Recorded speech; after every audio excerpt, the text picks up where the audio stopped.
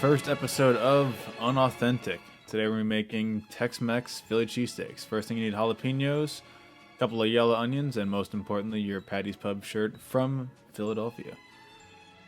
Alright, first step is going to be dicing up the onions and the jalapenos. So there are a couple different schools of thought in Philly about the best way to do a cheesesteak. This is sort of a little bit more emulating style of cooking of Jim's cheesesteaks, which is the best I've had in Philadelphia at least, but I'm not from there, so I have no way to really say what the best way is.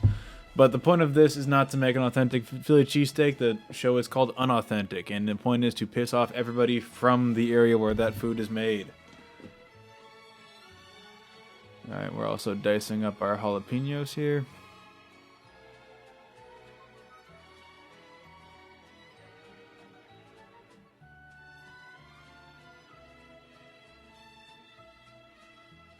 Anybody who says Sony's cheesesteaks are the best, you just need to go and leave. Alright, so now I'm going to take some rendered bacon fat to give it some good flavor. Start cooking my vegetables. You can use olive oil or canola oil or whatever, but this sort of gives it some extra flavor that is noticeable in the final product. It does make a difference, and it makes your apartment or house smell fantastic. So let's just start those cooking. I'm gonna leave them cook while I start cutting up the meat. So this meat has been sitting in the freezer for about an hour just to get it firmed up and easier to cut very thinly. One thing I would recommend is cutting it thinner than I did here. The thinner, the better. It makes it more tender unless you want the big chunks of steak. We're gonna also cut off all the silver skin, which is the little silvery part in between the thick layers of fat and the meat itself. And you have to use ribeye for this, or don't have to use ribeye for this, but you should use ribeye for this. It does make the best cheesesteaks. Alright, so after this has been sliced as thinly as we can, I'm going to bring it over and season it up a little bit. So I'm going to season it with some pepper and some MSG, which is not as bad as some people think it is. Just do your own research and decide for yourself. I'm not going to salt it yet. I'm going to wait and salt it later on after it's cooked through for a while. So the vegetables have been cooking for a while, but I'm going to season them with some taco seasoning. Get those good and mostly cooked through.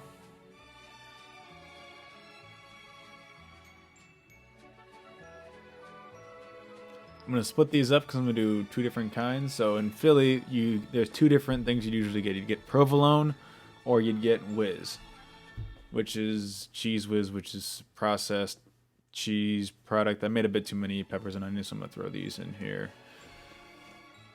What I kind of like is a 1/3 onions and peppers, 2/3 meat, or maybe more of a 1/4 to 3/4 is what I recommend if you're doing an actual cheesesteak or you're copying this recipe. Alright, so I'm going to throw my meat in, get that cooking on medium-high heat. Throw a little bit more bacon fat in there. Start browning it up. You want to cook it relatively quickly. And you want to use a French roll that you've softened up. I left this in the bag for a while. This is a bit of a thicker one. I wouldn't recommend using something this thick if you're going to do this yourself.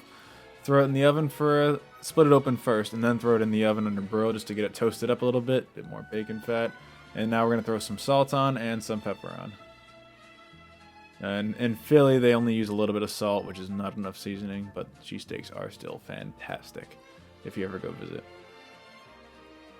And I'm going to throw a little more peppers and onions because I kind of want some more for my personal taste. Keep this browning up.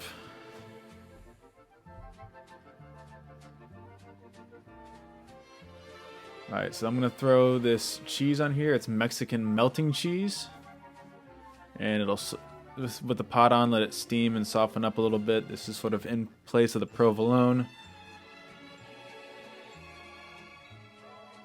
Yeah, it's starting to get pretty gooey. This is obviously way better to use on a flat top if you've got it, but I just have cast iron, which is good enough if you don't have it.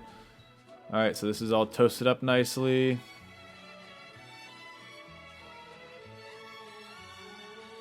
And instead of cheese whiz, I'm going to use nacho cheese. Let that heat up for a second. Mix that in.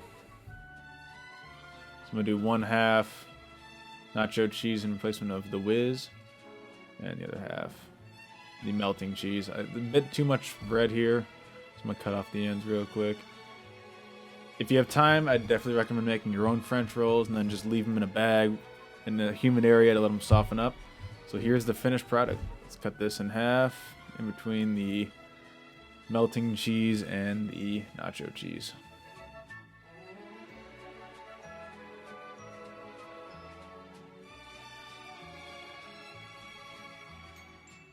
Try the melting cheese first. And it is fantastic. You want to try and leave some of that juice in there from the bottom of the pan. It really gives it some extra flavor. Damn, that's good. And then I'm also going to do the nacho cheese.